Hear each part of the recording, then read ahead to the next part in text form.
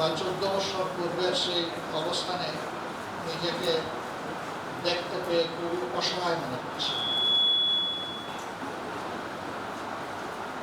একসময় স্টেজে যারা বসতেন, যাদের মুখের মূল্যবান কথাগুলো আমরা শুনতাম, জাতির কাছে যেত, আজকে স্টেজে বসা লোক একজনও এখানে উপস্থিত নেই।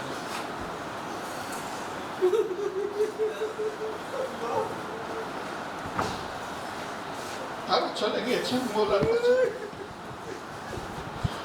রেখে গিয়েছেন আমাদের কাজের উপর আমানতের বিশাল ভার।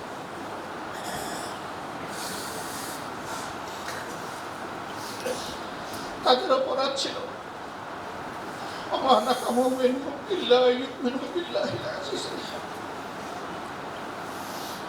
এই আয়াতটি যে প্রেক্ষাপটে নাজিল হয়েছিল, এইবারকার হজের মৌসুমে আল্লাহ তাআলা আমাকে সেই জায়গাটায় নিয়ে গিয়েছে। 1000 বছর পুরানো এবং পুরানো মানুষগুলোর হাড্ডি এখনো রয়ে গিয়েছে। এগুলো চিৎকার দিয়ে বিশ্ববাসীকে বলছে, তোমরা সাক্ষী থাকো, আমরা তাওহীদবাদী হওয়ার কারণেই আমাদের উপর জুলুম করা হয়েছে, আমাদেরকে জিতা পুড়িয়ে মারা হয়েছিল, আমাদের নেতৃবৃন্দের এক এক করে 11 জনকে আমাদের বুক থেকে ছিনিয়ে নেওয়া হয়েছে। 5 জনকে দেওয়া হয়েছে মিথ্যা অভিযোগের ভিত্তিতে, বানানো তদন্ত এবং মিথ্যা সাক্ষ্যের ভিত্তিতে, সাজানো আদালতের ভিত্তিতে রায় দিয়ে তাদেরকে ফাঁসির মঞ্চে তুলে হত্যা করা হয়েছে। 5 জন ইন্তেকাল করেছেন জেলের ভিতরে। একজনের সাথে তৎকালীন র্যাবের অশুভ আচরণের শিকার হয়ে হসপিটালে গিয়েছে, সুস্থ হয়ে আর বাসায় ফিরলেন, সরাসরি তাকে কবরস্থানে নিয়ে যেতে হবে। শুধু তাকে হত্যা করেই ক্ষান্ত করা হয়নি, তার জানাজায় যারা শরীক হতে গিয়েছিলেন, আইন শৃঙ্খলা বাহিনী সেখানে হামলা করে আমাদের বেশ কিছু ভাইকে আহত করে এবং গ্রেফতার করে নিয়ে যায়। অপরাপর নেতৃবৃন্দ যারা বিভিন্নভাবে জেলের ভিতরে ফাঁসি বা তাদের ন্যায্য অধিকার না পেয়ে দুনিয়া থেকে বিদায় নিয়েছিলেন, তাদের একজন মানুষের জানাজাও আমাদেরকে শান্তিপূর্ণভাবে আদায় করতে দেওয়া হয়নি। বিশ্ববিবেক সাক্ষী, বাংলাদেশের মানুষ সাক্ষী, সাংবাদিক জগতের বন্ধুরা সাক্ষী। শুধু তাই নয়, শহীদ নেতৃবৃন্দের শাহাদতের দিন তাদের বাসা বাড়িতে হামলা করা হয়েছে, পরিবারের সদস্যদেরকে গ্রেফতার করে থানায় নিয়ে নির্যাতন করা হয়েছে। এই ভীতিকর অবস্থায় অনেকের পক্ষেই নিজের বাসা বাড়িতে থাকা সম্ভব হয়। শহীদ পরিবারের কোনো কোনো সদস্যকে আবার গুম করা হয়েছিল। গুমের শিকার এই সমস্ত বন্ধুদের উপর দিয়ে যে তাণ্ডব গিয়েছে, আল্লাহ তাআলা তাদের 2 জনকে মুক্ত করার পর আপনারা এখন তা জানতে পারছেন, তাদের মুখ থেকেই আপনারা শুনতে পাচ্ছেন তাদের সাথে কি আচরণ করা হয়েছে।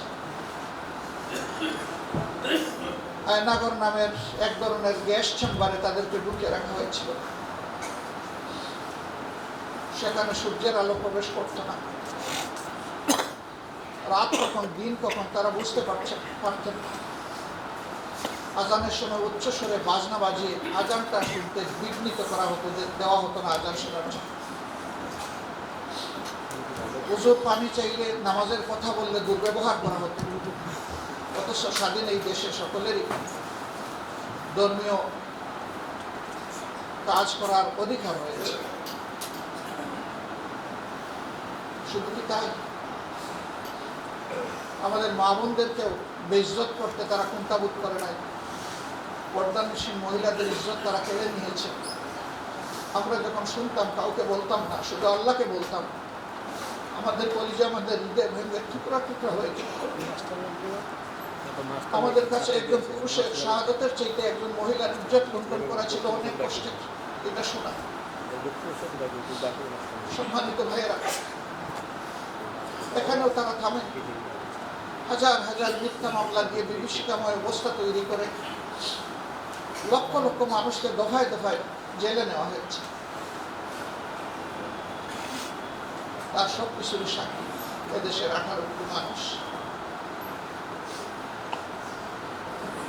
আমরা আমাদের মনের কথাটুকু সেদিন বলার কোনো সুযোগ পাইনি। আমরা চিৎকার দিয়ে কাটতে পারি না। বাপ বেটা একই টেবিলে বসেছেন খাওয়ার জন্য, দুপুরের খাবার নেবেন, তুলে এনে বলা হয়েছে রাষ্ট্রের বিরুদ্ধে ষড়যন্ত্র করতে তারা বসেছিল গোপন বইতে। নিজের বাসায় নিজের ঘরে বাবা আর ছেলে টেবিলে বসে খাবার নিচ্ছেন, এটাও অপরাধ। এরকম কত হাজার অপরাধ আমাদের সাথে করা হয়েছে। তার ফিরিস্তি দিতে গেলে হয়তো টানা কয়েকদিন বলা যাবে, তারপরে শেষ হবে না। আমি চুম্বকে কিছু বিষয় আপনাদের সামনে নিয়ে আসার কেবল চেষ্টা করেছিলাম। এও সাক্ষী আপনারা যে বিশ্বের কোথাও এরকম কোনো এভিডেন্স আসে কিনা আমি জানি না।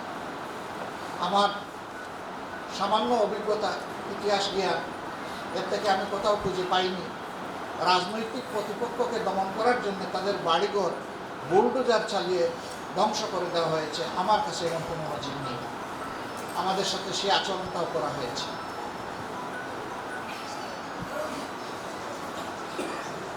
শুধু নেতৃবৃন্দ নয়, সারা দেশে ছড়িয়ে ছিটতে থাকা আমাদের সহকর্মীদের উপরে তাণ্ডব চালানো হয়েছে। এখনো ঘুমের শিকার হয়ে অনেকেই আছেন, যাদের খবর আমরা জানি না। 2 জনকে কেবল আমরা আমাদের বুকে ফেলে পড়েছি। তাতে আমি আল্লাহর শুকরিয়া আদায় করছি। সারা বাংলাদেশে পুরুষ মহিলা শত শত খুন করা হয়েছে। আমাদের প্রত্যেকটা রাত, প্রত্যেকটা দিন উদ্বেগ, উৎকণ্ঠার মধ্যে ছিল।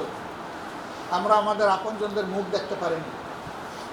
মাস চলে গেছে, বছর চলে গেছে, আমরা দেশে অবস্থান করি, কিন্তু আপনজনদের সাথে আমাদের মোলাকাতের পরিবেশ ছিল না। আমাদের অফিসগুলো সব জায়গায় বন্ধ করে রাখা হয়েছিল। হুমকি ধমকি, অফিসের লুণ্ঠন, প্রয়োজনীয় জিনিসপত্র সবই ছিনতাই করে নেওয়া হয়েছে। কোনো জায়গায় আমাদেরকে সামান্য কোনো স্পেস দেওয়া হয়নি, যেন আমরা এই দেশে কোনো মানুষ তো নই, এদেশে জন্ম নেওয়া কোনো প্রাণীও বোধহয় আমরা নই। এরকম নিষ্ঠুর আচরণ আমাদের সাথে করা হয়েছে। টর্চাদা যুবককে তার মায়ের বুক থেকে টেনে নিয়ে তাকে খুন করা হয়েছে। 5 দিন 7 দিন গুম করে রাখার পর নাটক সাজিয়ে বলা হয়েছে অমুক জায়গায় হামলার জন্য প্রস্তুতি নিচ্ছিল। সেই অবস্থায় পুলিশ ঘেরাও করে ধরে নিয়েছে এবং তারপরে যখন অস্ত্র উদ্ধারে বের হয়েছে তখন পাল্টা দিক থেকে গুলি আসলে পুলিশের গুলি এবং পাল্টা দিকের গুলিতে সে মারা যায়। সবগুলা গুলির ঘটনা ছিল পিছন দিক থেকে খুন করা। যে 2-1 জন বেঁচে এসেছেন তারা বলেছেন যে হাতে হ্যান্ডকাপ দিয়ে আমাদেরকে বলা হতো সামনের দিকে হাঁটো, হঠাৎ করে গুলি এসে কাউকে নিয়ে যেত দুনিয়া থেকে তুলে। এরকম ছিল সেই দিনকার অবস্থা। আয়নাগরের কথা যখন প্রথমে আসলো অনেকে বিশ্বাস করেননি যে এটা কি একটা সভ্য দেশে সম্ভব, কিন্তু এখন বাস্তবতা প্রমাণ করে চিৎকার দিয়ে বলছে হ্যাঁ, এই দেশে হিটলারের গ্যাস চেম্বার তৈরি করা হয়েছে। অ্যাডলফ হিটলার তার অপকর্মের কারণে দুনিয়া এখনো ধিক্কৃত। যারাই অপকর্ম করেছেন তাদেরকে দুনিয়া এবং আখেরাত 2 জায়গায় আমরা বিশ্বাস করি যে তাদের পাওনার মুখোমুখি হতে হবে। সম্মানিত ভাইরা, শুধু জামাত ইসলামী নয়, এখানে বিরোধী দল বিএনপি, উলামায়ে কেরাম, বিভিন্ন ধর্মীয় সংগঠন, তাদের উপরেও একই ধরনের তাণ্ডব চালানো হয়েছে। যদিও জামাতের উপর তাণ্ডবটা ছিল ভিন্ন মাত্রা এবং ভিন্ন গভীরতা, কিন্তু সবার উপরেই কম বেশি তাণ্ডব চালানো হয়েছে। হাজার হাজার আলেমকে বিভিন্ন সুথানাতায় ধরে নিয়ে বছরের পর বছর কারাগারে রাখা হয়েছে। যখন আদালতে নেওয়া হতো কাস্টডিতে চোখ পড়ত, বয়স্ক বিশিষ্ট উলামায়ে কেরামের পায়ে বেড়ি, হাতে হ্যান্ডকাপ, নিজেকে ধরে রাখা কঠিন হতো। পুলিশকে ডেকে একবার বলেছিলাম যে ওনার বেড়িটা খুলে আমার পায়ে পরায় দেন, আমার সহ্য হচ্ছে না এই দৃশ্য দেখা। যারা কোরআন হাদিসের উস্তাদ, যাদের হাজার হাজার ছাত্রছাত্রী তাদের জন্য হাত তুলে দোয়া করে, আজকে তাদের পায়ে বেড়ি, এটা সহ্য করতে খুব কষ্ট হয়। এই অবস্থা গিয়েছে। শাপলা চত্বরে 2013 সালের 5 মে যা হয়েছে তা তৎকালীন সরকারের মন্ত্রীরা নিজের মুখে স্বীকার করেছে। বলেছে এসেছিল এক রাতে সাফ, এবং গর্ব করে এই কথাগুলো বলেছে। বারবার হুমকি দিত, বাড়াবাড়ি করলে শাপলা চত্বরের পরিণতি হবে। তাইলে পরিণতিটা কি তারা সেদিন করেছিল, তাদের কথার থেকে এটা পরিষ্কার। এইটাও এক ধরনের গণহত্যা। একটা বংশকে পুরোপুরি শেষ করে দেওয়ার এই খায়েশ ছিল। আমরা এই সরকারের দুঃশাসনের 15.5 বছর আমাদেরকে রাস্তায় নামতে দেওয়া হয়নি। নতুন কালচার চালু করেছিল, তাদের অনুমতি নিয়ে তাদের বিরুদ্ধে মিছিল করতে হবে। হাস্যস্কর ব্যাপার। আমরা ওইটার তোয়াক্কা করি নাই প্রথম দিকে। আমরা আমাদের সামর্থ্য অনুযায়ী সকল অন্যায়েরই প্রতিবাদ করার